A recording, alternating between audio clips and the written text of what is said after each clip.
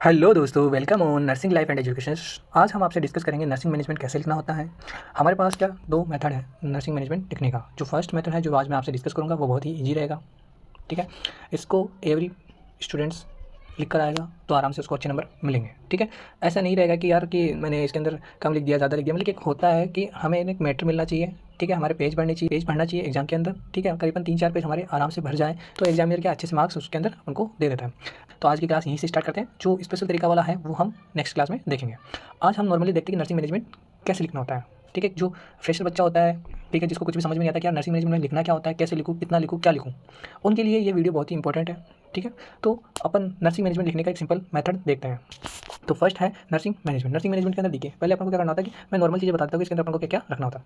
First है assess the general appearance of the patient. जैसे हमारे पास कोई पेशेंट है तो अज्यूम कीजिए एक पेशेंट है हमारे सामने।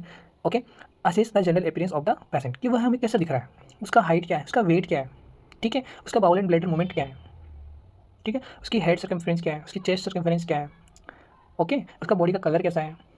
ओके, तो इन सबको अपन को क्या करना होगा, मेजर करना होगा। सेकंड देखते हैं असेस द वाइटल साइंस। अब वाइटल साइन आपको पता है टीपीआर, ब्लड प्रेशर और पेन होता है। ठीक है, तो T4 होता है टेम्परेचर, P4 होता है पल्स, R4 होता है रेस्पिरेशन। तो ये हमें क्या करना होगा, उस पेशेंट के अंदर चेक करना होगा। फिर आता है assess the position of the patient. मतलब कि जो हमारा पेशेंट है उसकी असेस करनी है पोजीशन, भाई किस पोजीशन में है।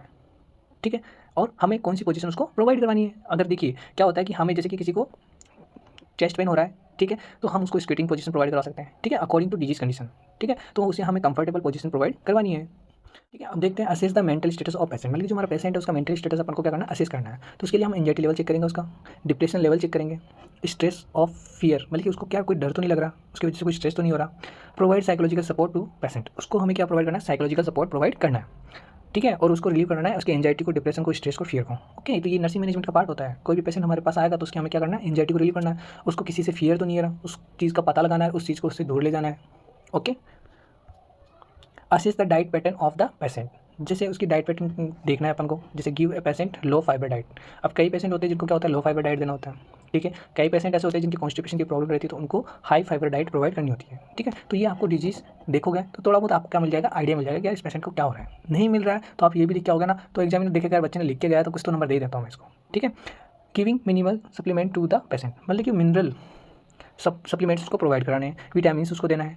ठीक है, लो सॉल्ट डाइट उसको प्रोवाइड करना है, ग्रीन वेजिटेबल्स देना है। ठीक है, अवॉइड द स्पाइसी फूड्स। ये नॉर्मल चीज़ें होती है जो हम जनरली हॉस्पिटल के अंदर वर्क करते हैं। तो किसी भी पेशेंट को हम बोल देते हैं कि स्पाइसी फूड आपको नहीं खाना है, फ्रूट्स एंड वेजिटेबल्स आपको डेली अपनी डाइट के अंदर ऐड करना है। ठीक है, ये चीज़ होती है। Assess the vital, assess the sign and symptoms of the patient, मतलब कि पेशेंट के क्या साइन सिम्टम्स हमें शो हो रहे हैं, उनको क्या करना है, असेस करना है। जैसे कि फीवर आ रहा है, ठीक है, तो उसका मैनेजमेंट करना होगा अपन को। नर्सिंग मैनेजमेंट क्या रहेगा, उनको पीसीएम प्रोवाइड कराना, उनको मेडिसिन देना। पेन हो रहा है तो एनाल्जेसिक्स देना, जैसे पीसीएम हो गया। फीवर और पेन आ रहा है तो पीसीएम वगैरह दे दिया, डाइक्लोफेनिक दे दिया। ठीक है, आइबुप्रोफेन दे दिया। फिर आती है एंजाइटी, तो एंजियोलाइटिक्स उसको प्रोवाइड करा देंगे अपन। ठीक है, डायजिपाम वगैरह हो गया। फिर होता है कॉन्स्टिपेशन या इरिटेशन हो रहा है, कॉन्स्टिपेशन वगैरह हो रहा है तो अपन डाइट मैनेजमेंट के थ्रू भी इसको कर सकते हैं, हाई फाइबर डाइट प्रोवाइड करा सकते हैं। और अगर मेडिसिन में देना होता है जैसे लैक्टोलोज वगैरह हो गया, ठीक है, ये उनको प्रोवाइड करवा सकते हैं। और ये सारी चीज़ें हम किसके बेसिस पे देंगे, डॉक्टर के रिटन ऑर्डर के ऊपर देंगे। ठीक है, अपन को खुद से कुछ भी नहीं देना होता है। ओके, ये चीज़ आपको ध्यान रखनी चाहिए। Giving health education to the patient and family members according to disease conditions. Like देखिए इसमें क्या होता है कि हेल्थ एजुकेशन अपन को पेशेंट को देनी होती है। अब ये आप खुद से भी ऐड कर सकते हो। हेल्थ एजुकेशन क्या क्या दे सकते हो, कंटिन्यू रेस्ट रखना है, ठीक है, हेल्थी डाइट का यूज करना है, लो फाइबर डाइट का यूज़ करना है, मिनरल सप्लीमेंट लेना है, विटामिन सप्लीमेंट लेना है। ठीक है, ये लो फाइबर डाइट इसलिए लिख रहा है क्योंकि नर्वस सिस्टम का डिसऑर्डर है तो उसके अंदर हम क्या करते हैं, लो फाइबर डाइट उसको प्रोवाइड करते हैं। ओके, तो इस चीज़ का ध्यान रखना है। और विटामिन सप्लीमेंट देना है, ग्रीन वेजिटेबल्स का सॉप देना है उसको। ठीक है, केयरफुली मूवमेंट एंड वॉक करवाना है उसको। मतलब कि ऐसे नहीं हो कि अपन है ना उसको कंटिन्यू बेड रेस्ट करवाएं। ठीक है, तो थोड़ा उसको मूवमेंट, बॉडी मूवमेंट भी होना जरूरी है।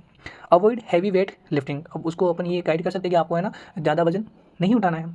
Avoid outdoor games for some times like 2 weeks, जैसे किसी की सर्जरी हुई है तो हम उसको गाइड कर सकते हैं कि आपको 2 वीक्स तक है ना कोई भी आउटडोर गेम्स वगैरह नहीं खेलना है। ठीक है, तो ये तो हो गया अपना नॉर्मल नर्सिंग मैनेजमेंट। अब आएगा एक स्पेशल नर्सिंग मैनेजमेंट जो मेरी क्लास मिलेगी आपको स्पेशल नर्सिंग मैनेजमेंट पे, जो अपकमिंग पेज पे आपको मिलेगी। तो आपको ये पता लगे कि मेरी क्लास कौन सी कब कहाँ कैसे आएगी, तो इसके लिए आपको मेरे चैनल को सब्सक्राइब कीजिए और उसके बेल आइकन को दबाइए ताकि मेरी जो भी अपकमिंग न्यू क्लासेस रहेगी वो आप तक पहुँच सके। Thank you so much watching this video.